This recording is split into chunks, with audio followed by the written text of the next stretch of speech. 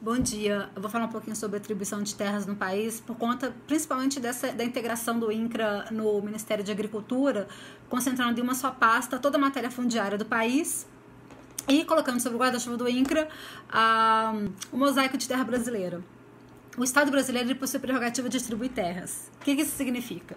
Isso significa que você, proprietário rural, não está cumprindo com a sua função socioambiental da propriedade, o Estado pode ir lá desapropriar sua terra para fins de reforma agrária e vai caber a você discutir indenização apenas.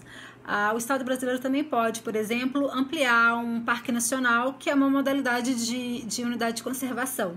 Então, hoje, no Brasil, atualmente, nós temos 1.871 unidades de conservação, que equivale a mais ou menos 154.433.000 hectares, representando 18% do território nacional.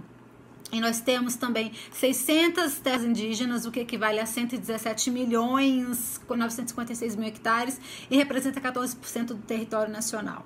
A gente está falando aqui de área cadastrada, mapeada, aprovada, consagrada, fora de produção no Brasil. Isso representa algo em torno de mais de 30%, né? Eu acho interessante a gente até contextualizar esses mais de 30% de terra indígena em unidade de conservação, que são áreas protegidas, com o resto do mundo, porque nós temos no mundo apenas 10 países com extensão territorial acima de 2 milhões de hectares.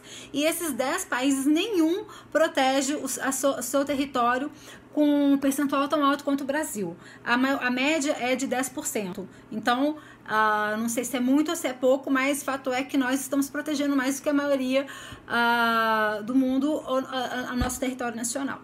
Além da unidade de conservação e da terra indígena, o Estado brasileiro também possui a prerrogativa de desapropriar para fins de reforma agrária. Então, hoje, o Brasil ele possui 9.439 assentamentos, ou o que equivale mais ou menos a 88.276.000 hectares. Isso representa uma vez e meia a área de produção de grãos no país. Isso é só para fins de reforma agrária. Deixa eu confirmar isso exatamente. E além dos assentamentos, a gente também tem Além dos assentamentos, o Brasil ele atribuiu 3 milhões de hectares para comunidades quilombolas também.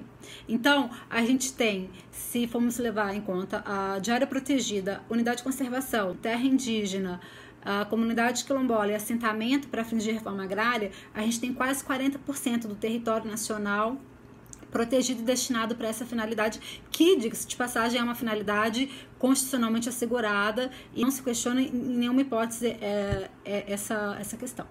Agora, isso gera também um outro lado da moeda, porque ainda que se tenha áreas cultiváveis, áreas com possibilidade de produção de atividade econômica, seja agrícola, ou mesmo para se fazer um licenciamento linear, uma linha de transmissão ou uma rodovia, isso gera uma questão interessante e problemática até, ou no mínimo complexa, porque muitas das vezes você não tem como passar o traçado do licenciamento do projeto por essas terras. Então, mesmo que você tenha áreas com potencial para desenvolvimento de atividade econômica, você, por conta de uma questão de logística, você vai conseguir realizar isso. Então, vamos supor, tem uma área muito boa para cultivar, para desenvolver agricultura, mas não tem como chegar lá, não tem como chegar de helicóptero, plantar e sair de helicóptero, né? Então, assim, é uma brincadeira, mas isso realmente é um fato que acontece em decorrência disso. Mas nós temos hoje quase 40% do território nacional protegido constitucionalmente, assegurado, selado, consagrado.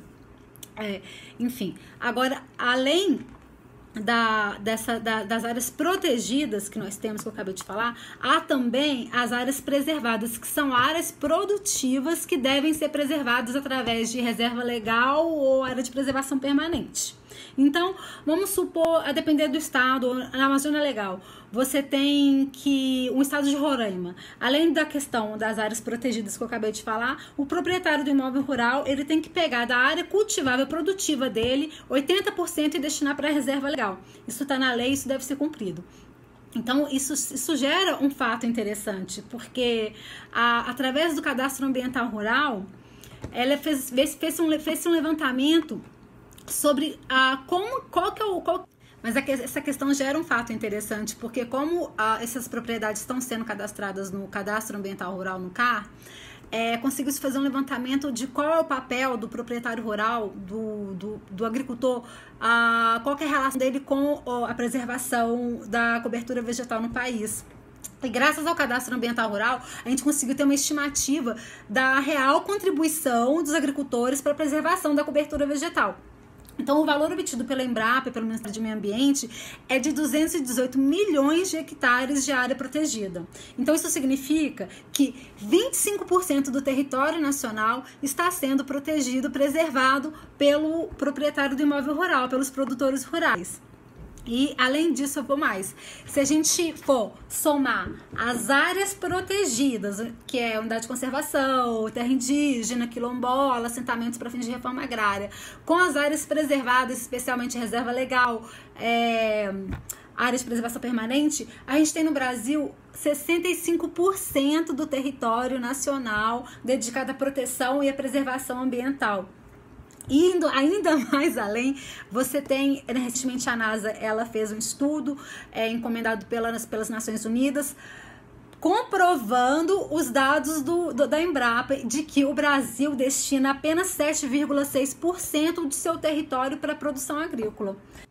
Então, concluindo, esses dados servem para nos ajudar a refletir sobre qual é o protagonismo do Estado brasileiro frente a questões relacionadas ao clima, ao desmatamento, à proteção da biodiversidade, enfim, para que a gente possa chegar a conclusões, no mínimo, razoáveis sobre todos esses temas. Muito obrigada.